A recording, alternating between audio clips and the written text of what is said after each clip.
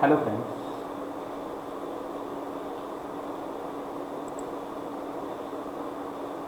Today's lecture is overview of .NET framework. आत्ता आपल्याला प्रोजेक्टच्या करता .NET स्टुडिओ हा व्हिज्युअल स्टुडिओ वापरायचा आहे. त्या .NET व्हिज्युअल स्टुडिओची जी बेसिक काही कन्सेप्ट आहे त्या आधी आपण लक्षात घेतो. त्याच्याकरता हा ओव्हरव्ह्यू आहे. ह्या ओव्हरव्ह्यूमध्ये आपण काय काय बघणार आहोत ते बघूया. त्याचे objective,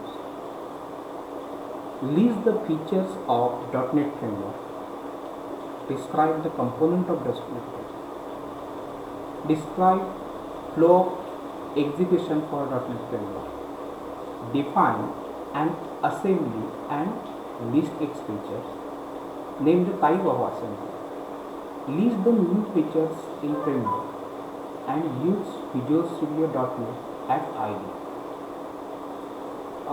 These topics or these contents are seen to. Okay. Enterprise application. Enterprise application आता सध्याच्या युगात आपण मॅक्झिमम टाईमला हा वर्ड ऐकतो सॉफ्टवेअरमध्ये. एंटरप्राइज ॲप्लिकेशन म्हणजे काय, तर स्मॉल स्केल बिझनेसेसपासून लार्ज स्केल इंडस्ट्री, फार मोठी इंडस्ट्रीजपर्यंत डिफरंट पर्सनना सॉफ्टवेअर ॲज अ सर्व्हिस लागतं. म्हणजे आता खास करून तुम्ही ज्यावेळेला लॉकडाऊन्स आणि ह्या काळाच्या मध्ये आलेला असाल त्यावेळेला कुठच्याही प्रकारचे बिझनेसेस आहेत ना ते जास्ती वेब ओरिएंटेड झाले किंवा ऑनलाईन प्रॅक्टिसेस ह्या जास्ती झाल्या आहेत. म्हणजे आता आपलं लेक्चर पण ऑनलाईन. तर ह्या सगळ्याकरता एक वेगळ्या प्रकारचे ॲप्लिकेशन आपल्यासमोर येऊ शकतं. म्हणजे आता एक्झाम्पल घ्या, आपण पण आता डिफरंट काइंड ऑफ ॲप्लिकेशन वापरतो. म्हणजे आता तुमच्याकडे तुम्ही व्हॉट्सॲप वापरता, फेसबुक वापरता किंवा आपण गुगल मीटवरून लेक्चर देतो आहे, काही जण झूमवरून घेत असतील. डिफरंट टाईमला आपण काहीतरी एखादं शॉपिंग वगैरे करायचं असेल तर शॉपिंग करताना ॲमेझॉन, फ्लिपकार्टवरून आपण काहीतरी मागवतो किंवा काही लोकल वेंडर्स आहेत त्यांनी पण त्यांच्या साईट काढलेल्या आहेत, त्या तुम्हाला दिलेल्या असतात. नंबर ऑफ बिलिंग सॉफ्टवेअर्स आहेत की जे ऑनलाईन आहे. तर किंवा इवन बँकांचे पण ऑनलाईन पेमेंट करणं, वेगवेगळ्या प्रकारच्या सर्व्हिसेस त्याच्या हे करणं. तर बँका, अदर फायनान्शियल इन्स्टिट्यूट, ह्या सर्व ज्या गोष्टी आहेत त्या सर्व ज्या गोष्टी आपण सॉफ्टवेअर थ्रू एका वेगळ्या प्रकारचा ऑनलाईन प्लॅटफॉर्म आपल्याला प्रोव्हाइड केलेला असतो आणि त्या ऑनलाईन प्लॅटफॉर्मवरून आपल्याला घेतलेला असतो. तर एंटरप्राइज ॲप्लिकेशन हा प्रकार काय येतो, तर एंटरप्राइज ॲप्लिकेशनला आत्तापर्यंत आपण ॲज अ व्हेंडर, ग्राहक म्हणून त्याची बाजू नेहमी आत्तापर्यंत बघत आहोत. ओके. आता डेव्हलपर किंवा ती ओव्हरऑल सिस्टीम कशा प्रकारचा वर्क होते हे तुम्हाला बघायचं आहे. आता जनरली कुठच्याही प्रकारच्या सॉफ्टवेअरच्या संदर्भात एक ढोबळ मानून कशा प्रकारचं असेल तर सॉफ्टवेअर कशा करता यूज होतं, तर कुठच्या तरी बिझनेसेस ॲप्लिकेशन करता सॉफ्टवेअर आपण बघा. बिझनेसेस आणि इंडिव्हिज्युअल पण असतं, पण आपण एंटरप्राइज ॲप्लिकेशन हे इंडिव्हिज्युअल करतो नाही, ऑब्वियसली ते बिझनेसेस करता आहे. बिझनेस किंवा एखादी सर्व्हिस म्हणू शकतो. म्हणजे काही काही वेळेला कसं असेल तर तो कुठच्याही प्रकारचं पैसा कमवण्याकरता नाही आहे, पण एखादी सोशल सर्व्हिस असू शकेल. पण बिझनेस और सर्व्हिस एखादी असेल त्याच्याकरता आपल्याला ते सॉफ्टवेअर बनवायचं. मग आता एखादं सॉफ्टवेअर असेल तर त्याच्यावरती वेब सर्व्हिसेस असं आपण त्याचं हे करणार आहोत. वेब सर्व्हिसेसमध्ये काय काय येतं, तर वेब सर्व्हिसेसचे क्लायंट आणि सर्व्हर असे जर दोन भाग केले, क्लायंट आणि सर्व्हर म्हणण्यापेक्षा क्लायंट आणि सर्व्हर, त्याच्यामध्ये सर्व्हर अँड सर्व्हर सपोर्ट अशा प्रकारचे आपण त्याला भाग करू शकतो.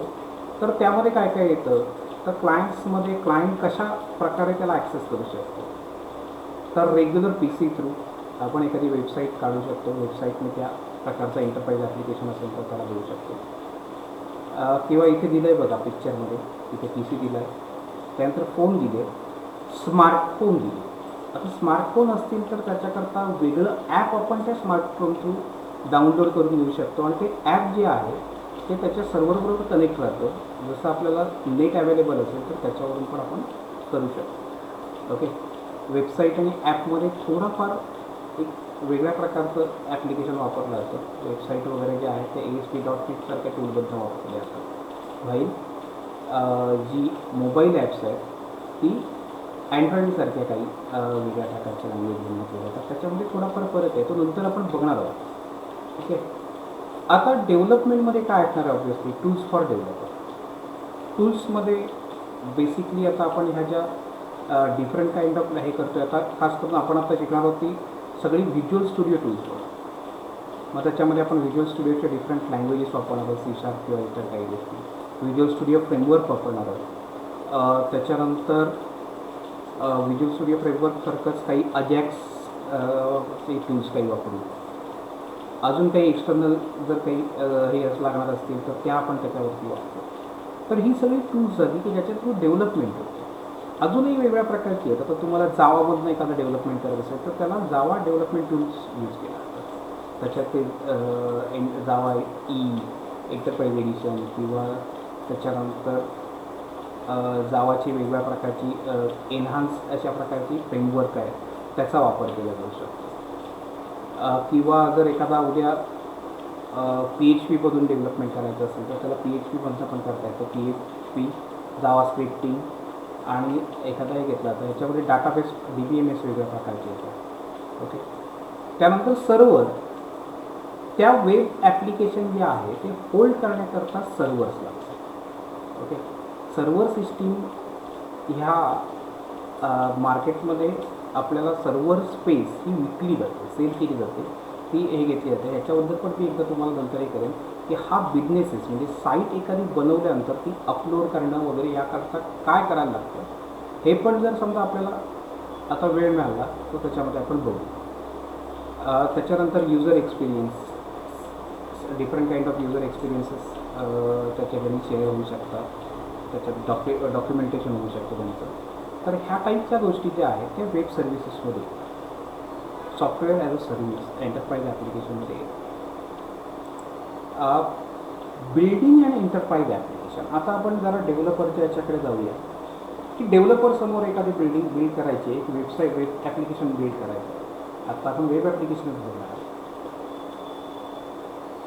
आता ह्याच्यामध्ये काही प्रश्न विचारले जातील. Would my application be able to support set of thousands more users? Suppose मी एखादं टार्गेट ठेवलेलं असेल की अमुक एवढ्या युजर करता मी कन्सिडर करतो आहे की ठीक आहे, पण एखादा बिझनेस आहे, ग्रोईंग बिझनेस आहे, त्यांनी म्हणजे कन्सिडर केलं की ठीक आहे आत्ता आमचे जे आहेत युजर आहेत ते 1000 आहेत, पण मे बी नंतर 5000 होतील. मग काय करणार मी 1000 करता आत्ता केल्यानंतर नंतर 5000 आल्यानंतर हे ॲप्लिकेशन स्टँड होईल. किंवा सेकंड क्वेश्चन बघा, would the service be available for 24/7/365? Continuously service चालू राहील का? म्हणजे एका वर्षात एकही मिनिट न थांबता चालू राहणार आहे? कारण सरळ आहे बघा, तुम्ही कुठच्या प्रकारचा बिझनेस करता त्याच्यावरती अवलंबून आहे. मी जर एखादं शॉप काढलेलं असेल तर आणि शॉपमधनं काहीतरी सेल करत असेल तर माझ्यावर एक रिस्ट्रिक्शन असतं. काय तर मी 10:30ला दुकान उघडणार, रात्री 7:30ला बंद करणार. आत्ताच्या काळात करायचं, कोरोना संपला तर एखाद्या 9:30 पर्यंत बंद. पण ही रिस्ट्रिक्शन राहतील, त्याच्यात एवढी मी कधी घेऊ शकत नाहीत. मग मी ज्या वेळेला ऑनलाईन कुठच्याही प्रकारचं एखादं शॉप किंवा काही हे करतो ना, त्यावेळेला माझा ॲडव्हान्टेज काय पडतं तर मी कंटिन्युअस सर्व्हिस देऊ शकतो. मग तशा प्रकारची सर्व्हिस आहे ती आपली सिस्टीम देऊ शकते. आपण असं सांगितलं जर समजा उद्या एखादा बिझनेस आहे आणि त्याच्यामध्ये आपण हे म्हटलं की नाही बा फक्त 10 ते 5 एवढ्या याच्यातच ती साईट ॲक्सेसेबल असेल, बाकीच्या वेळेला असणार नाही आहे, तर ह्या ठिकाणी प्रॉब्लेम काय येणार पाहिजे का त्या बिझनेसचा, तर तो बिझनेस बरेचसे ग्राहक आहेत ते पूर्णपणे खालून बसतात.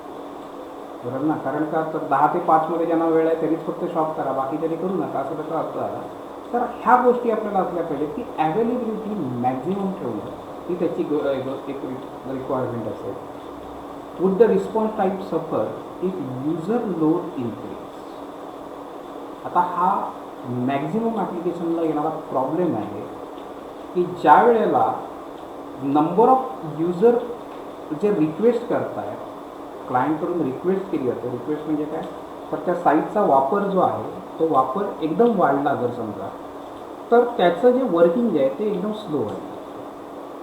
तुम्हाला पण याचा काही ठिकाणी एक्सपिरियन्स आला असेल, खास करून तुम्ही FYची वगैरे ॲडमिशन घेतली असेल ना, त्यावेळेला असं व्हायचं बघा, लास्ट डे वगैरे आले की त्या साईट ॲडमिशनचे जे असायचे युनिव्हर्सिटीच्या त्या हँग व्हायच्या.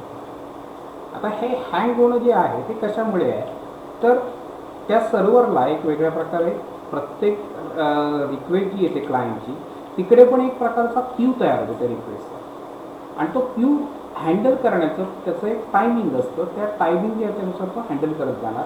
मग त्या नंबर ऑफ क्यूज जर टाईम जर तो लागणारा प्रत्येकाला प्रत्येक सर्व्हिस जी आहे, प्रत्येक रिक्वेस्ट जी आहे त्या रिक्वेस्टला सॅटिस्फाय करणारा लागणारा टायमिंग सर्व्हरचा जास्ती असेल, तर ऑब्व्हियसली काही काळानंतर आपल्याला रिस्पॉन्स जो आहे तो सर्व्हरकडनं तो फार लेट मिळेल, किंवा ती कधी कधी साईट हँग होईल. कारण त्याच्यामध्ये अजून एक गोष्ट असते की सर्व्हिस टाईम पर्टिक्युलर टाईमपर्यंत नाही आली तर त्याला त्या ठिकाणी ती रिफ्रेश केली जाते, डिनाय केली जाते. तर ह्या टाईपमध्ये व्हायला लागेल की तिथे हँग व्हायला लागेल सर्व्हर, हा प्रॉब्लेम तिथे होईल. ओके.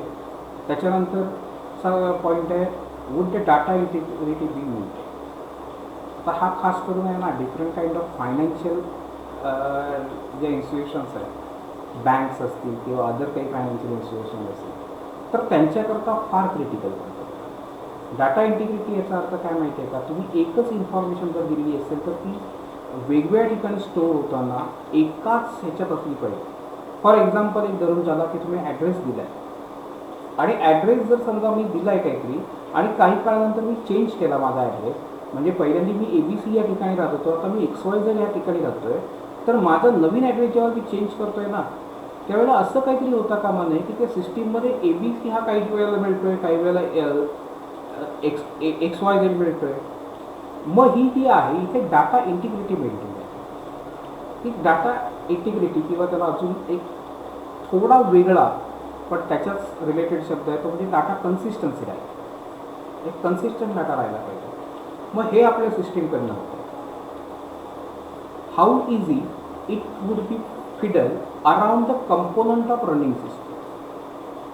म्हणजे आता रनिंग सिस्टीम जी आहे, मी सपोज एखादी सिस्टीम प्रपोज केली आहे, ठीक आहे, त्याला पर्टिक्युलरच ब्राउझर पाहिजे का, तर त्यामध्ये क्लायंटला वेगळं काही हे करायला लागेल, किंवा मला एखादं स्पेशल काइंड ऑफ रॅमची लिमिटेशन लागेल का, अशा टाईपच्या काही गोष्टी हार्डवेअर आणि सॉफ्टवेअर रिक्वायरमेंट त्याची स्पेशल असतील का, आहेत ती जी काही जनरल कंपोनंट्स असतील ना, त्या जनरल कंपोनंटवरती ती चालू शकते का, हा एक त्याच्यावरचा विषय आहे. Would the hardware resources requirement increase day by day with increasing user load.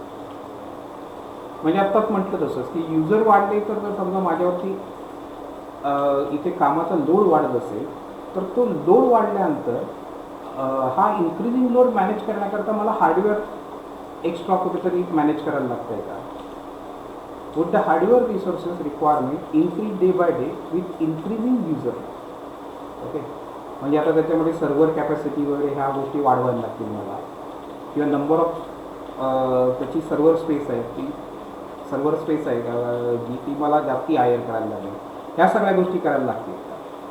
तर ह्या सगळ्या गोष्टी इथे कन्सिडर करायला लागेल. Would my application be able to get integrated with external application smooth. आता हा जो पार्ट आहे हा आपल्याला वेगवेगळ्या वेबसाईटवरून येतो बघा. एक्सटर्नल ॲप्लिकेशन म्हणजे कसं माहिती आहे का, तर आपण वेबसाईट काय करतो, त्या वेबसाईटमध्ये जे रिपोर्ट्स आहेत ते रिपोर्ट्स डाउनलोड करताना आपल्याला असं काहीतरी अवेलेबिलिटी असतं की एक्सेलमध्ये ते रिपोर्ट वगैरे डाउनलोड होऊ शकतात, इझिली ॲप्लिकेबल होऊ शकतात. काही वेळेला आपली रेग्युलर सिस्टीमची डॉक्युमेंट आहे ती आपण अपलोड करू शकतो, किंवा त्याच्यामध्ये डाटा तिथे ॲटोमॅटिकली जातो. तर ह्यासारख्या गोष्टी ज्या आहेत ह्या लोकल ॲप्लिकेशन किंवा other application than that website, ह्याच्याबरोबर त्याचं कोलॅबरेशन हे कशा प्रकारे होतं, एक्सटर्नल ॲप्लिकेशनबरोबर ते कशा प्रकारे घेतलं जाणार आहे, त्याप्रकारे त्याचं अजून एक वेगळा व्ह्यूने आपण त्याची क्वालिटी टेस्ट करू शकतो. Will anybody be able to hack, steal or corrupt my confidential data. हा एक महत्त्वाचा पार्ट पडतो की जर समजा माझ्या ह्याच्यावरती इलिगल एंट्री कुठेतरी येऊ शकत असेल, म्हणजे प्रत्येक ठिकाणी ऑथेंटिकेशन हे प्रॉपर असणं हे आवश्यक आहे एंटरप्राइज ॲप्लिकेशनला ते ऑथेंटिकेशन, ती सिक्युरिटी जर नसेल तर कोणीही येऊन माझं साईट त्याच्यावरती चेक करू शकतो किंवा त्याच्यामध्ये काहीतरी कंटेंट चेंज करू शकतो. हे प्रॉब्लेमॅटिक करू शकतं ना, कारण का तर त्या बिझनेसला सपोज ज्याला सर्व्हिस देतो आहे त्या वेंडर्सना इथे प्रॉब्लेम येऊ शकतो. उद्या समजा काही मनी ट्रान्झॅक्शन झालं, ओके, किंवा एखादं स्कूल किंवा युनिव्हर्सिटी यांची ॲडमिशनची सॉफ्टवेअर्स आहे, तर ह्याच्यामध्ये बराच मोठा प्रॉब्लेम होऊ शकतो ना. म्हणजे एखाद्या स्टुडंटने ॲडमिशन केलं पण मिळालं ॲडमिशन बंद त्याला, असं होऊ शकतं जर इलिगल ॲक्सेस तिथे कुठेतरी होत असेल. त्याच्यामुळे हा कॉन्फिडेन्शियल डाटा जो आहे हा ॲक्सेस करण्याकरता तुमच्याकडे प्रॉपर ऑथेंटिकेशन सपोर्ट आहे का हे त्याच्यामध्ये मिळतं.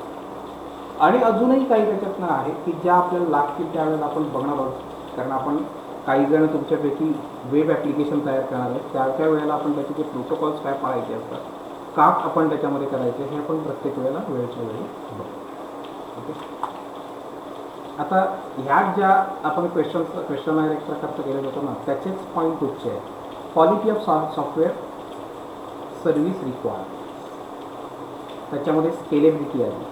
स्केलेबिलिटी म्हणजे काय, तर किती लार्ज स्केलमध्ये तुम्ही हे करू शकता.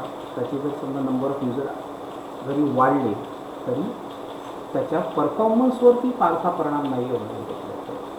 ॲवेलेबिलिटी 24/7/365 अवेलेबल असणं हे त्याची गरज आहे.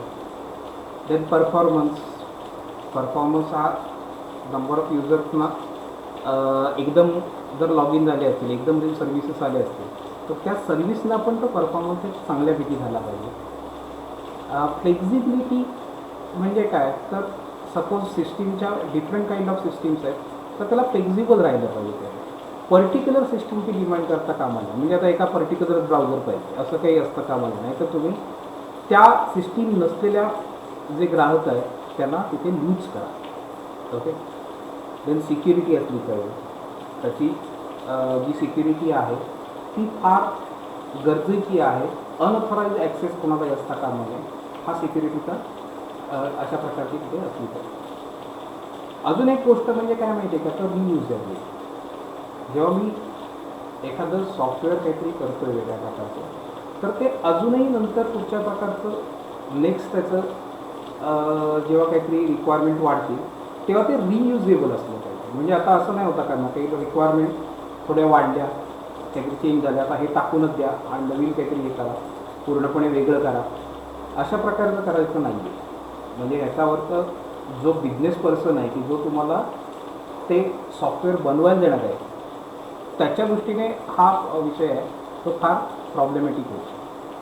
मग हे पण क्वालिटी घेतली जाते त्या सर्व्हिसची. आणि ह्या सर्व ज्या गोष्टी आहेत त्या एंटरप्राईज ॲप्लिकेशन करताना आपल्याला लक्षात ठेवायच्या आहेत नेहमी, तर ह्याच्याकरता लक्षात ठेवा. आता थोडं जरा आपण .NET फ्रेमवर्ककडे येऊया. एंटरप्राईज ॲप्लिकेशन करताना .NET फ्रेमवर्क हे कशा प्रकारचं आहे, इथे तुम्हाला एक त्याच्यामध्ये डायग्रॅम काढलेली आहे आणि त्या डायग्रॅममध्ये .NET फ्रेमवर्कच्या लेयर्स दिल्या आहेत वेगवेगळ्या प्रकारच्या. सर्वात वरची लेयर्स बघा, इथे काही VB, C++, C#, Java, JavaScript and so on. ह्या ज्या आहेत त्या प्रोग्रॅमिंग लँग्वेजेस आहेत. आता तुमच्यापैकी बऱ्याच जणांचा म्हणजे बरेच जे नवीन स्टुडंट आहेत त्यांचा पहिला प्रश्न काय असतो, तर .NET फ्रेमवर्कला लँग्वेज C# असते ना किंवा VB.NET असते ना. तर ॲक्च्युली .NET फ्रेमवर्कची पर्टिक्युलर लँग्वेज म्हणण्याच्या .NET फ्रेमवर्कमध्ये मोर दॅन 25 लँग्वेजेसना सपोर्ट केला. त्याच्यामध्ये C# आणि VB.NET सर्वात जास्ती वापरली जाते, ठीक आहे.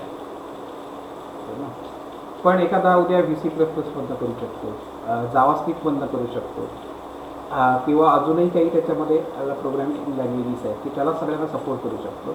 हा सगळा हे घेतला जातो. त्याच्यानंतर इथे बघा, इथे नेक्स्ट जो पार्ट आहे, लेअर आहे, त्याला कॉमन लँग्वेज स्पेसिफिकेशन असं म्हटलं जातं. काय ते बघूया. त्याच्यानंतर FCL ही लायब्ररी आहे, त्या लायब्ररीमध्ये डिफरंट काइंड ऑफ हे घेतलं जातं.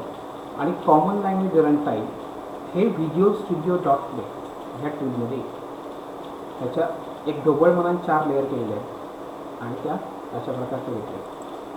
आता इथे बघा काय काय एक गोष्ट बघूया. इथे .NET लँग्वेजेस आहेत. .NEट लँग्वेजेस जर समजा विचार केला तर त्याची की फीचर्स काय येतात. Standardised by ECMA. It is component based. .NET लँग्वेजेसमध्ये किंवा .NET टूलमध्ये आपल्याला प्रत्येक कंपोनंट तयार करत बसण्याची आवश्यकता नाही. तिथे रेडीमेड कंपोनंट बरीच आहे आणि ती एनहान्स करण्याची पण फॅसिलिटी. कंपोनंट जेव्हा म्हणतो तेव्हा तुम्ही जर समजा व्हिज्युअल कंपोनंट कन्सिडर केली तर व्हिज्युअल कंपोनंटमध्ये एक वेगळ्या प्रकारचं म्हणजे बटन्स, त्याच्यानंतर text box, radio buttons, check boxes, वेगवेगळ्या प्रकारचे स्क्रोल बार्स, टेबल्स, ह्या सगळ्या ज्या आहेत त्या कंपोनंट्स आहेत. तर ती कंपोनंट्स आहेत ती रेडीमेड येतात, आपल्याला फक्त इथे व्यवस्थित वापरायचे. ती ड्रॅग ड्रॉप फीचरने आपल्याला आणता येतात, इझिली पण वापरता येतात. देन ऑब्जेक्ट ओरिएंटेड, ही ऑब्जेक्ट ओरिएंटेड लँग्वेज जे आहे, ऑब्जेक्ट ओरिएंटेड आपण गेल्या वेळेला बघितलेलं असेल बघा. ऑब्जेक्ट ओरिएंटेड लँग्वेज म्हणजे काय असतं, ऑब्जेक्ट ओरिएंटेड प्रोग्रामिंगचे फीचर्स काय असतात. ओके, तर इथे आपल्याला ऑब्जेक्ट क्रिएट करता येतात, ऑब्जेक्टची सिक्युरिटी व्यवस्थित करून मिळते आणि त्याच्यामुळे ही fully based object oriented language आहे. ह्याचे कोर्स आहेत, they are robust and durable. म्हणजे काय तर एकदा तुम्ही तो कोर्स क्रिएट केला की तो टाईम व्हेरिएबल नाही आहे, म्हणजे आज चाललाय उद्या, किंवा प्लेस व्हेरिएबल. ओके, आणि त्याचं ड्युरेशन चांगल्या प्रकारे राहू शकतं. आपण कधी त्याच्यानंतर एक 10 वर्षांनी वापरला तरी पण तो चांगल्या प्रकारे त्याच प्रकारे वर्क करेल. फक्त काय तर रिक्वायरमेंट आणि लॉजिक, रिक्वायरमेंट लॉजिक हे बदलले नाही पाहिजे, तेवढंच त्याच्यानंतर विषय. New languages created for .NET, C#, VB.NET, G#, ह्या वेगवेगळ्या प्रकारच्या लँग्वेजेस क्रिएट झालेल्या आहेत आणि त्या लँग्वेजेसला आपण वापर तिथे करू शकतो. ह्याच्यापैकी कुठची एक लँग्वेज जरी असेल येत तुम्हाला तरी पण आपल्याला .NET, व्हिज्युअल स्टुडिओ .NET वापरून त्याचे कोडिंग करता येईल. ओके, आता याच्यानंतर कॉमन लँग्वेज स्पेसिफिकेशन तुम्ही जर बघितलं असेल तर हे बघा, ही layer common language specification. Common language specification हा पार्ट मी कशा करता लागतो लक्षात घ्या. तुम्हाला नंबर ऑफ लँग्वेजेस ज्या आहेत एवढ्या वेगवेगळ्या प्रकारच्या, म्हणजे C# आणि VB.NET या दोन कन्सिडर करूया आपण. मला सेम थिंग आहे ना, एखादं जर समजा माहिती काहीतरी ॲक्शन रिप्रेझेंट करायचे तर दोन्हीच्या मधून मी कोडिंग करू शकतो. पण ऑब्व्हियसली तो दोन्ही कोड एकच असणार नाही ना, त्याच्यामध्ये काहीतरी फरक असेल, म्हणून तर ते दोन वेगळ्या लँग्वेज आहेत. मग त्याच्यामध्ये ज्या वेळेला अशा 27 वेगळ्या प्रकारच्या लँग्वेज असतील तर त्याला प्रत्येकाला कंपायलेशन करताना कंपायलिंग हे असेल ना, कंपायलर प्रत्येकाचा वेगळा ठेवणं हे काही तेवढं प्रॅक्टिकल नाही. मग इथे काय केलं आहे माहिती आहे का, तर ही एक लेअर टाकले कॉमन लँग्वेज स्पेसिफिकेशन. म्हणजे तुम्ही कुठच्याही लँग्वेजमधनं करा, ते एका लँग्वेजमधलं एकाच प्रकारच्या लँग्वेजमध्ये तिथे त्याचं कन्व्हर्जन केलं जातं. Ensure source code compiled by .NET compiler interoperates with .NET framework. ते त्या .NET फ्रेमवर्कला तिथे कळलं. Okay, CLS common language specification त्याचा फुल फॉर्म आहे, describe a set of features that different language have in common. Different लँग्वेजना common असलेला जो सेट ऑफ फीचर आहे तो त्याच्यामध्ये असला जातो. तर CLA include a subset of common type system. Different type आहे ज्याला आपण डेटा टाईप पण म्हणतो. तर ते डेटा टाईप किंवा क्लासेस आहे हे CLSच्या एका सबसेटमध्ये असतात, त्याला कॉमन टाईप सिस्टीम असं म्हणतात. तर CTA define rules concerning data types. Data टाईपचे रूल घेतले जातात. आता एक लक्षात घ्या, प्रत्येक लँग्वेजमध्ये वेगवेगळ्या प्रकारचे जे डाटा टाईप्स आहेत ते सगळ्यांचा एकामेकामध्ये कन्व्हर्जन जे आहे ते ॲटोमॅटिकली त्या CTEच्या मदतीने होतं. त्याच्याकरता त्याचे रूल्स आहेत काही ते त्याच्याबरोबर कनेक्टेड असतात. Any program which uses CLS compliant type can interoperate with any .NET program written in any language. आता हा त्याचा मोठा एक ॲडव्हान्टेज की CLS compliant टाईप वापरलेले जर असतील तर एका टाईपमधला प्रोग्राम जो आहे तो दुसऱ्या टाईपमध्ये आपण इझिली कन्व्हर्ट करू शकतो किंवा तो इझिली इंटरऑपरेट होऊ शकतो. हा त्याच्यामधला ॲडव्हान्टेज. त्यानंतर .NET language support both CLS and C. दोघांनाही सपोर्ट त्याच्यामध्ये केला. इथे पण दिलेलं आहे common type system, enable cross language integration, type safety and high performance code education. Cross language integration म्हणजे आता एक लक्षात घ्या, एखाद्या याच्यामध्ये इंटिजर देताना INT वापरला जातो, दुसरी ठिकाणी इंटिजर वापरला जातो, तिसरी एखादी लँग्वेज असेल तर त्याच्यामध्ये समजा असं काहीतरी नंबर असं वापरलं असेल, तर त्या लँग्वेजच्या रूलनुसार त्याच्यामध्ये इंटरचेंज करून किंवा त्यात सगळ्यांमधलं कॉमन हे पार्ट काढून कोडचं हे केलं जातं. टाईप सेफ्टी हा प्रकार जो आहे तो प्रत्येक ऑब्जेक्ट ओरिएंटेड प्रोग्रामिंगच्या याच्याकरता वापरला जातो. टाईप सेफ लँग्वेज ही कधी प्रेफर केली जाते, कारण आता ज्या वेळेला आपण मॅक्झिमम टाईपला लक्षात घ्या, आपण ऑब्जेक्ट ओरिएंटेड प्रोग्रामिंग वापरतो, यावेळेला आपण C सारख्या लँग्वेजेस वापरतो, तेव्हा आपण डेटा टाईप म्हणजे काय, तर जे बेसिक डेटा टाईप आहे त्याच्यामध्ये वर्क जास्ती. पण आत्ता ह्या ज्या लँग्वेजेस आहेत त्याच्यावरती मध्ये बऱ्याच वेळेला आपण कॉम्प्लेक्स डाटा टाईप यूज करतो, त्याला आपण क्लासेस म्हणतो. मग त्या क्लासेसचं एका टाईपचं दुसऱ्या टाईपमध्ये कन्व्हर्जन होणं हे एका पर्टिक्युलर इंटरफेसमधनं शक्य झालं पाहिजे, नाहीतर कधीतरी यूज करताना प्रॉब्लेम होऊ शकतात आणि ते रन टाईम असतं. ओके, म्हणजे आता एक्झाम्पल लक्षात घ्या, तुमच्याकडे जर समजा मी सॉफ्टवेअर तुम्ही एखादं डिझाईन करताय आणि असं धरून चाला की तुमच्याकडे एक फॅसिलिटी आली की तुम्ही एखादा जर तो प्राणी आहे त्याला मला क्लास द्यायचा आहे, त्याचा जर समजा तो आत्ता असताना तो क्लास त्याचा गाढव आहे आणि मी त्याला घोडा करून टाकतो, म्हणजे एखादा डॉंकी आहे त्याला मी हॉर्स केलं. गाढवाला मी जर समजा घोडा म्हणून घेतलं तर प्रॉब्लेम तोपर्यंत येत नाही. प्रॉब्लेम केव्हा येईल, जेव्हा रेस असेल तेव्हा. मग रेसमध्ये तो जर उतरवला मी घोडा म्हणून तर त्याचा प्रॉब्लेम येणार ना, कारण तिथे परफॉर्मन्स नाही देऊ शकत. अशा टाईपमध्ये आपण येऊ शकतो की एखादा टाईप जर मी क्रिएट केलेला असेल आणि त्या टाईपला दुसऱ्यामध्ये कन्वर्ट केलं बळे तर तो कन्वर्ट करताना डेटा टाईप त्याचं ज्या वेळेला ॲक्च्युली वर्किंग येईल त्या वर्किंगच्या वेळेला हे घेतलं जातं. मग टाईप सेफ्टी काय करते माहिती आहे का, अशा प्रकारचं टाईप कन्वर्जन अलावत नाही करत. म्हणजे आधीच कंपाईल टाईमला तिथे एरर येते की नाही, हा असा टाईप तुम्हाला कन्वर्ट होऊच शकत नाही, हे तुम्ही करू नका असं त्याच्यामध्ये येतं. ह्या टाईपची टाईप सेफ्टी आपल्याला लागते आणि ती टाईप सेफ्टी ह्या प्रोग्रामिंग लँग्वेजमध्ये असते.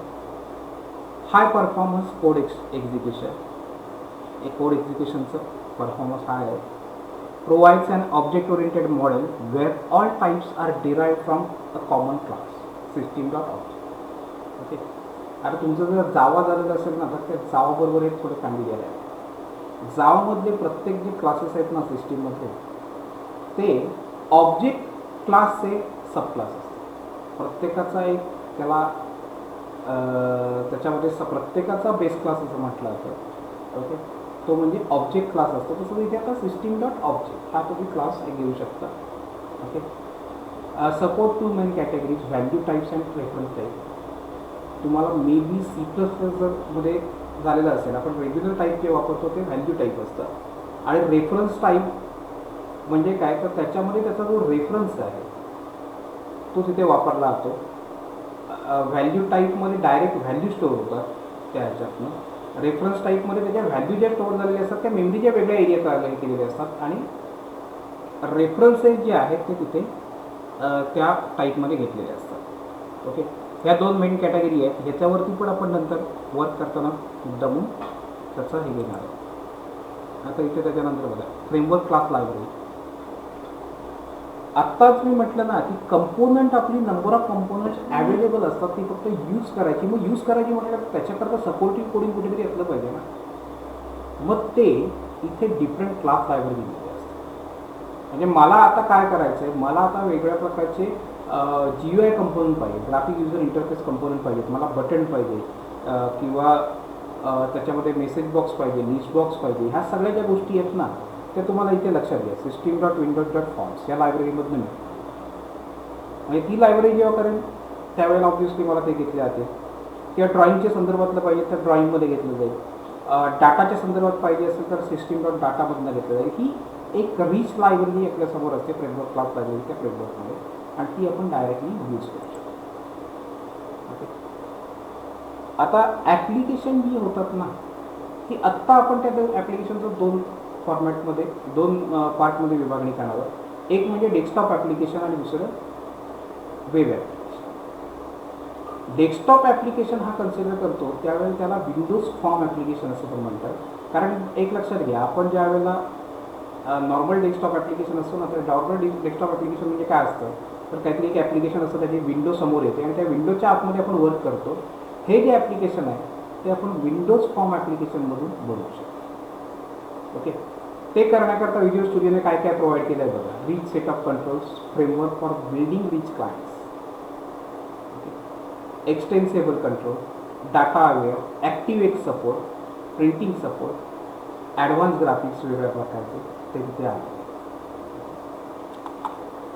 सिमिलरली वेब फॉर्म्स घेतला जातात. आता वेब फॉर्मच्या बाबतीत जर बघायला गेलं ना तर इथे आपण वेबसाईट किंवा वेब ॲप्लिकेशन करणार आहोत की जे ब्राउझर थ्रू ॲक्सेस होतं. डेस्कटॉप ॲप्लिकेशन हे ऑपरेटिंग सिस्टीमवरती इन्स्टॉल होतं आणि वेब फॉर्म ॲप्लिकेशन आहे हे कुठेतरी सर्व्हरवरती ती वेबसाईट सर्व्हरवरती तिथे मॅप होते आणि त्याच्यावरून आपण ॲक्सेस करतो ती आणि त्याच्यावरून सर्व्हिसेस प्रोव्हाइड केल्या जातात. ओके, आता ह्याच्याकरता इथली लँग्वेज कुठची आहे तर ASP.NET आहे. ASP.NET ही लँग्वेज आहे. ASP.NET आता ही जी आहे ना ती पहिली लँग्वेज त्याच्याकरता ॲक्टिव्ह सर्व्हर पेज आता ASPची आता .NETला येताना ASP.NEट घेतली जाते. ही लँग्वेजचा आपण काही भाग बघणार आहोत पण ही लँग्वेज पूर्णपणे शिकायची तशी गरज पडत नाही. ह्याचं कारण का तर बऱ्याच गोष्टी व्हिज्युअल स्टुडिओमध्ये रेडीमेड मिळतात. आपल्याला फक्त ते GUI कंट्रोल्स आहेत ते तिथे आणले की त्याच्यानंतर तिथले ॲटोमॅटिक तिथे सेट होतात. Built with ASP.NET logical evolution of active server page, logical evolution आहे. Similar development model, edit the page and go, requires less code. त्याच्यामध्ये ASP.NETच्या ह्याच्याकरता लेस कोड घेतले जातात. त्याच्यानंतर new programming model, event driven server side, rich controls, data grid, validations वगैरे ही जी कंट्रोल्स आहेत ही आपल्याला ऑलरेडी अवेलेबल आहे.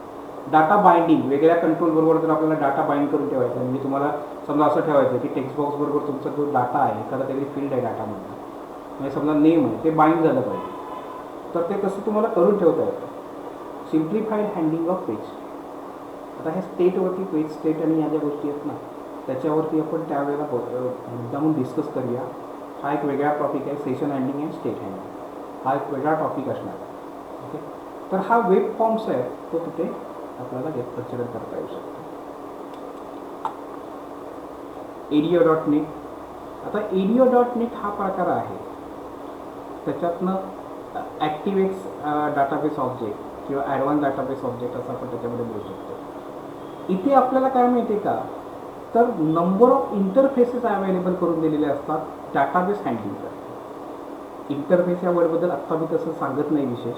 तुम्हाला जेव्हा इंटरफेस ॲक्च्युली करायला येईल त्यावेळेला त्याच्या डिटेलिंगमध्ये सांगेल आणि त्याचा डाटाबेसमध्ये कसा वापर होतो ते पण सांगेल. Object model for data access. आता इथे हे जे सगळं आहे ना हे ऑब्जेक्ट मॉडेलमध्ये असणार आहे. आपल्याकडे रेडीमेड ऑब्जेक्ट असणार आहेत ते फक्त आपल्या ह्याच्यामध्ये वापरायचे, त्याच्या फिलिंग भरायच्या आणि आपण त्याच्यात वापरत जायचं की आपल्या ह्याच्यातून सिस्टीममध्ये ते आपोआप यूज केले जाऊ शकतात. Support two style of data access. आता इथे कनेक्टेड अँड डिस्कनेक्टेड असे दोन दिले आहेत. कनेक्टेडचा अर्थ काय तर त्या डाटा ह्याच्यामध्ये कनेक्शन कंटिन्युअसली लागतं आणि डिस्कनेक्टेड काय करतं तर एकदाच सगळा डाटा फेच करून ठेवतं आणि त्याच्यानंतर डाटा डिस्कनेक्ट जरी झालेला असेल ना तरी पण त्या ॲप्लिकेशनबरोबर डाटा राहू शकतो.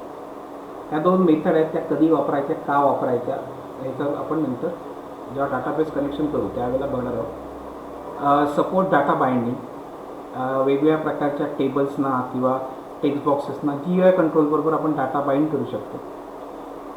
Can view and process data relationally or hierarchically. आता व्ह्यू ऑर प्रोसेस डाटा जर समजा तुम्हाला करायचं असेल सपोज मला असं काहीतरी करायचं आहे की डाटा जो क्रिएट केला आहे तो मला एक जनरल व्ह्यू करता पाहिजे, पब्लिक व्ह्यू करता पाहिजे तर मी ऑब्व्हियसली तो टेबल फॉर्मॅटमध्ये घेतो. ओके, पण समजा मला डाटा फर्दर ॲप्लिकेशन करता दुसऱ्या कुठेतरी वापरायचं आहे. सपोज एखादं वेबसाईट केली आणि त्या वेबसाईटला सपोर्टिव्ह असं एखादं डेस्कटॉप ॲप्लिकेशन आहे मग अशा वेळेला काय माहिती आहे का तर तो टॅब्युलर डाटा आपल्याला नाही चालत. तर त्यामध्ये काय माहिती आहे का तो डाटा झालेला असेल ना तर त्याच्या आतमध्ये डाटा टाईप्स आहेत. नुसतं टेक्स्ट न राहता त्याचा टाईप डाटा टाईप्स आहेत. त्या डाटा टाईप्सची फीचर्स आहेत ती पण त्याच्यामध्ये रिक्वायर्ड लागतात. मग अशा वेळेला तो हायरार्चिकली रिप्रेझेंट केला जातो की जो XML आहे. ओके, इथे लक्षात घ्या हा इंटरफेस आहे जिओग्राफी, की जिओ ॲप्लिकेशन आणि डाटाबेसच्या मध्ये तो काम करतो. नंबर ऑफ इंटरफेसेस त्याच्यात प्रोव्हाइड केले जातात आणि त्याच्या थ्रू आपल्याला डाटाबेस कनेक्शन करता येईल. आता इथे common language run time. Common language run time म्हणजे काय माहिती आहे का, तर तुम्ही जर जावा JDK बद्दल थोडंफार बघितलं असेल तर JRE जे आहे जावा रन टाईम किंवा जावा रन टाईम इंजिन जे आहे तसाच हा आहे कॉमन लँग्वेज रन टाईम, की त्याच्यामध्ये execution engine for manage code, त्याला MSIL कोड असं म्हटलं जातं.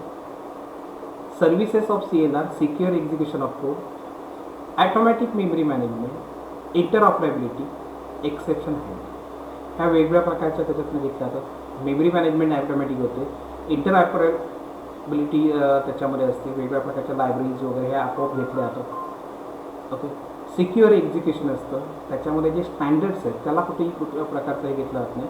आणि एक्सेप्शन हँडलिंग पण इथे आपल्याला इझिली प्रोव्हाइड असतं, एक्सेप्शन हँडलिंग पण त्याच्यामध्ये येत जातं. ह्या प्रत्येक गोष्टी ज्या आहेत त्या हे घेतलं जातं. ॲटोमॅटिक मेमरी मॅनेजमेंट म्हणजे कसं आहे माहिती आहे का, तर आपल्याला तुम्हाला C++ करताना बघा त्या ठिकाणी मुद्दामून आपल्याला काही गोष्टी घ्यायला लागायच्या मेमरी मॅनेजमेंटमध्ये, म्हणजे डिस्ट्रक्टर वगैरे क्रिएट करून ठेवणं हे गरजेचं असायचं. तर ह्या टाईपच्या प्रोग्रॅमिंग लँग्वेजमध्ये किंवा ह्या टाईपच्या टूल्समध्ये ही गरज नाही आहे. मेमरी मॅनेज आपोआप केली जातात, मेमरी लिकेज किंवा डँगलिंग पॉईंटरसारखे प्रॉब्लेम इथे येत नाही. ओके, आता हे इथे आहे. त्याच्या आधी आहे ना एक आपण वेगळी लँग्वेज हे बघूया जरा एक डायग्राम. त्याच्यामध्ये आपल्याला कंपायलर डिझायनिंग जे आहे त्याचं थोडक्यात मी एक ड्रॉईंग केलेलं आहे. तर नॉर्मल लँग्वेज आणि ह्या ज्या लँग्वेजेस आहेत त्याच्यामधल्या रिक्वायरमेंटनुसार कसा फरक पडतो आहे. इथे जर तुम्ही विचार केलात ना तर ह्या ठिकाणी सोर्स कोड जो आहे, आपण C सारखी एखादी प्रोग्रामिंग लँग्वेज असेल तर Cमध्ये काय असतं, सोर्स कोड आहे, सोर्स कोड आपण टाईप करतो आणि कंपायलरकडे प्रोव्हाइड करतो आणि कंपायलर त्याचं एक्झिक्युटेबल कोडमध्ये कन्वर्ट करतो. ओके, पण ह्याच्यामध्ये प्रॉब्लेम काय माहिती आहे का, तर समजा सोर्स कोड आहे आणि कंपायलर आहे, तर कंपायलर विंडोजवरती करताना मला विंडोजचा कंपायलर असेल तर त्याचा जो कोड होईल तो फक्त विंडोवर होईल. लिनक्सचा कंपायलर असेल तर त्याच्यावरून जो कोड एक्झिक्युटेबल बनेल तो फक्त लिनक्सवरती रन होईल. इथे कंपायलर असेल तर तो मॅकवरती रन होईल. पण हे जे आहे हे डेस्कटॉप ॲप्लिकेशन करता ठीक आहे, काही प्रॉब्लेम नाही कंपायलेशन. प्रॉब्लेम केव्हा येतो माहिती आहे का, ज्यावेळेला आपण एंटरप्राइज ॲप्लिकेशन करतोय ना तेव्हा एंटरप्राइज ॲप्लिकेशनची रिक्वायरमेंट काय असते माहिती आहे का, तर प्लॅटफॉर्म प्लॅटफॉर्म डिपेंडन्सी नव्हे, प्लॅटफॉर्म इंडिपेंडन्सी. सध्याच्या काळात जर विचार केलात ना तर प्लॅटफॉर्म हा जर वर्ड असेल तर तो प्लॅटफॉर्म हा वर्ड ऑपरेटिंग सिस्टीम आणि तुमचं सिस्टीम हार्डवेअर ह्यांना एकत्र करून बनवलेला आहे. पण आत्ताच्या काळातला विचार केला तर फक्त ऑपरेटिंग सिस्टीम तुम्ही कन्सिडर केली तरी पुरेसं आहे. एवढ्या प्रकारात ऑपरेटिंग सिस्टीमने हार्डवेअरला हाईड करून टाकते किंवा त्याने एक चांगला इंटरफेस प्रोव्हाइड केलेला असतो. तर डिफरंट ऑपरेटिंग सिस्टीमला आपल्याला मला एकाच वेळेला जर चालवायचं असेल तर ही मला मेथड नाही चालणार, ते कंपायलेशन नाही चालणार. मग इथे पण कंपायलर वापरलेला असतो, सोर्स कोड कंपाईल करून तो एक्झिक्युटेबल कोडमध्ये कन्वर्ट केला तो बरोबर आहे. पण तो प्रत्येक मशीनवरती ही करताना रन करताना, प्रत्येक ऑपरेटिंग सिस्टीम किंवा ब्राउझरवरती रन करताना त्याच्यावरती अजून काहीतरी गोष्ट असणे गरजेची असते. म्हणजे इथे तुम्हाला बघा त्याला .NET फ्रेमवर्क असं म्हणतात. ते फ्रेमवर्क जे आहे, ओके, जावाच्या बाबतीत तुम्ही कन्सिडर करताना त्याच्यामध्ये जावा व्हर्च्युअल मशीन हा यूज केलेला असतो. तसंच इथे तुम्हाला फ्रेमवर्क दिसेल, .NET फ्रेमवर्क. प्रत्येक ब्राउझर हा फ्रेमवर्क इनेबल्ड असेल तर त्याच्यावरती तो कोड एक्झिक्यूट होईल. मग ब्राउझर वाटेल ते असेल किंवा ऑपरेटिंग सिस्टीम वाटेल ती असेल तर त्याच्यावरती तो एक्झिक्युटेबल कोड ते ॲप्लिकेशन रन होईल. अशा प्रकारे वर्क असतं. हा जो कोड आहे हा सर्व्हरवरून घेतला जातो, त्याची ब्राउझरकडून रिक्वेस्ट घेतली जाते आणि तेव्हा तो ब्राउझर आहे तो .NET फ्रेमवर्क एनेबल्ड असतो, त्याच्यामुळे तो तिथे इंटरप्रिट करतो. म्हणजे एक लक्षात ठेवा, तुम्हाला कंपायलर आणि इंटरप्रिटर माहिती आहे प्रत्येकाला, तर इथे कंपायलर आणि इंटरप्रिटर हे आहेत, हे दोन्ही एकाच वेळेला वापरलेले असतात. एकदा कोड कंपाईल करून टाकला जातो पण नंतर दरवेळेला वापरताना इंटरप्रिटर वापरला जातो की जो त्याच्या फ्रेमवर्कमध्ये असतो. इंटरप्रिटर हा फ्रेमवर्कमध्ये असतो आणि तो तिथे घेतला जातो. ह्या टाईपमध्ये इथे एंटरप्राइज ॲप्लिकेशन वर्क होतं. परत जरा ॲप्लिकेशनकडे जाऊया आणि त्याचे साधारणतः काय काय असेंब्ली असतात ते बघूया. इथे सांगितलं तसं बघा सोर्स कोड, इथे पण बघा, इथे VBA घेतला आहे, इथे C# घेतला आहे. जर समजा आता हा जो आहे सोर्स कोड कंपायलरकडून जाताना तो एक्झिक्युटेबल कोड असेल, आणि तो EXE किंवा DLL कोड तिथे बनेल. त्याच्यानंतर फ्रेमवर्क मध्ये तिथे असेंब्ली लोडर असेल. असेंब्ली लोडर काय करतो तर त्याला रिक्वायर्ड ज्या डिफरंट असेंब्लीज आहेत त्या एकत्रित करतो. मग त्याचे डिफरंट लायब्ररी जर असेल तर लायब्ररीत त्याच्यावरचा कोड आणला जातो. कोड व्हेरीफायर चेक करतो सगळे प्रोटोकॉल्स ओके आहेत ना. ओके. त्याच्यानंतर JIT कंपायलर, त्याच्यामध्ये जॉईंट कंपायलर एक त्याच्यातनं घेतला जातो आणि नेटिव्ह कोड मॅनेज केला जातो इथे आणि त्याचं एक्झिक्युशन होतं. हे दरवेळेला होत जातं. हे दरवेळेला त्याच्यामध्ये होत जातं. ओके. हा कॉमन लँग्वेज रनटाईम आहे. कॉमन लँग्वेज रनटाईममध्ये हे दरवेळेला येत जातं. हा एकदाच होऊन जाईल. EXE कोड जो आहे ना तो एकदाच होऊन जाईल. हा कंपाईल झाला की त्याच्यानंतर दरवेळेला होताना तो देतो. आता इथे असेंब्ली हा काय बघा. Assembly is logical unit of deployment. Main component of assembly manifest type metadata. Different metadata त्याच्यातनं यूज केला जातो की तो त्या आतल्या डाटाबद्दलची इन्फॉर्मेशन त्याच्यात स्टोअर असते. MSIL code, Microsoft intermediate language code, ह्याच्यामध्ये ॲक्च्युली एक्झिक्युशन कोड असतो आणि रिसोर्सेस वेगवेगळ्या प्रकारचे. आपण त्याच्याबरोबर सपोर्ट काहीतरी रिसोर्सेस घेतले जातात ना लायब्ररीमधून, ते रिसोर्सेस त्याच्यातनं घेतलं जातं. ओके. तर ह्या टाईपमध्ये घेतलं जातं. आता तिथे वेगवेगळ्या प्रकारचे कंपोनंट आहेत. म्हणजे इथे ASP कंपोनंट वगैरे आहेत की जे मेनिफेस्टमध्ये कन्सिडर केले जाऊ शकतात. मेटाडाटा वगैरे आहे की तो ज्या अदर सपोर्ट फाईलमध्ये असतो आणि MSIL कोड आहे तो आपल्या C# फाईलमधनं हे घेतला जातो. ह्या सगळ्या गोष्टी असेंब्लीच्या अशा प्रकारची दिसत असते. जेव्हा आपण व्हिडिओ स्टुडिओ बघणार आहोत ह्याच्यातल्या काही गोष्टी आपल्याला वापरायच्या. सगळ्यात ना डिसअसेंब्लीबद्दल इथे पण बघा system.data.dll, system.form.dll या प्रकारच्या असेंब्लीज वेगवेगळ्या प्रकारच्या आहेत. किंवा आपण प्रायव्हेट असेंब्ली पण करू शकतो. म्हणजे माझ्या ॲप्लिकेशन करता एखादी असेंब्ली करायची, ह्या DLL फाईल असतात आणि त्या वेगवेगळ्या प्रकारच्या. म्हणजे आता तुम्हाला समजा आता उद्या असं काहीतरी करायचं झालं की माझ्या ॲप्लिकेशन करता मला एक डिव्हाइस वापरायचं. ठीक आहे. समजा तुम्हाला एखादा कॅमेरा तुमच्या डिव्हाइसमध्ये वापरायचा आहे तर त्या कॅमेऱ्याकरता रिक्वायर्ड असेंब्ली आहे ती मला तिथे असली पाहिजे किंवा मला तयार करायला पाहिजे. या दोन गोष्टी ते असतात. आता थोडं .NET फ्रेमवर्क टेक्नॉलॉजी जे आहे तर Windows Presentation Foundation, Windows Communication Foundation, Windows Workflow Foundation आणि विंडोज कार्ड, ह्या वेगवेगळ्या प्रकारच्या फ्रेमवर्क टेक्नॉलॉजीज आहेत. व्हिज्युअल स्टुडिओ .NETच्या संदर्भात काय तर design goals are maximize developers productivity, simplify server based development and deliver powerful design tool. Actually जर समजा बघायला गेलं ना तर प्रत्येक डिफरंट पर्सन डिफरंट ह्याच्यातनं टूलमधनं डिझाईन करत असतो. पण व्हिज्युअल स्टुडिओ .NETचं जर ॲडव्हान्टेज काय असेल तर तुम्हाला लेस इम्पॉर्टंट प्रोजेक्ट जे आहेत ना ते फार फास्ट टाईमला डेव्हलप होऊ शकतात. कारण का तर इथे रेडीमेड कंपोनंट असतात. तुम्हाला बऱ्याचशा ड्रॅग-ड्रॉप फीचर्स तिथे घेतलं जातं. कोडिंगच्या बाबतीत कमी करायला लागतं. इथे हा सगळा ॲडव्हान्टेज असल्यामुळे ना मॅक्झिमम डेव्हलपर प्रोडक्टिव्हिटी हा त्याच्यातनं घेतला जातं. फास्ट डेव्हलपमेंट हे होतं. अर्थात प्रत्येकाच्या एक्सपर्टीनुसार असेल की एखादा जावा डेव्हलपर किंवा एखादा PHP डेव्हलपर असेल तर त्याचं वेगळं मत असणार. त्याला ऑब्व्हियसली त्याला जी लँग्वेजमधला एक्सपर्ट आहे तो त्याच्यामधला हे करणार. पण माझं स्वतःचा एक्सपिरियन्सनुसार जावापेक्षा तुम्हाला जर समजा सिम्पल ॲप्लिकेशन एखादं करायचं आहे तर ते स्टुडिओ .NETमधलं करा. जावामध्ये तुम्हाला कोडिंग जास्ती करायला लागतं. इथे तुम्हाला कोडिंग ॲटोमॅटिक अवेलेबल आहे. हा दोघांमधला डिफरन्स. त्याच्यानंतर rapid application development tool for next generation interview. Okay. म्हणजे ASP.NET फॉर्म पेज, आता ASP.NET वेब फॉर्म पेज त्याच्यातनं घेतलं जाऊ शकतं किंवा ॲक्सेसिंग वेब सर्व्हिसेस सर्व एक्सप्लोरर त्या गोष्टी घेतल्या जातात. Enhance RAD support for creating your own components. आपली स्वतःची काही कंपोनंट्स इथे तयार करू शकतो किंवा आहे ती एन्हान्स करून वेगळ्या स्वरूपात वापरू शकतो. हा त्याच्यामधला इथे ॲडव्हान्टेज त्याचा घेतला. Okay.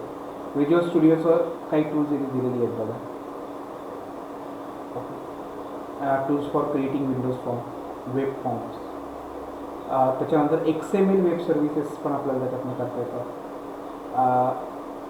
.NET 3.0 application, multiple .NET language support हा त्याच्यात तो दिला जातो विजुअल स्टुडिओ.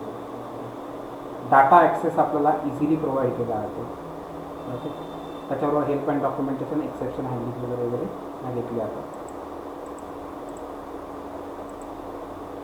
हा आपल्याला त्याच्यामध्ये .NET स्टुडिओचे ऑब्जेक्ट रिकॅप करता येतो. .NET is Microsoft new initiative to treat software as a service. .NET framework provides cross-language interoperability using CTS. CLR is an execution engine of .NET platform. Okay. Common type स्पेसिफिकेशनने सगळ्यांचे common types आहेत त्याच्यातही interoperability शक्य होते आणि common language run टाईमने आपल्याला actual तिथे programme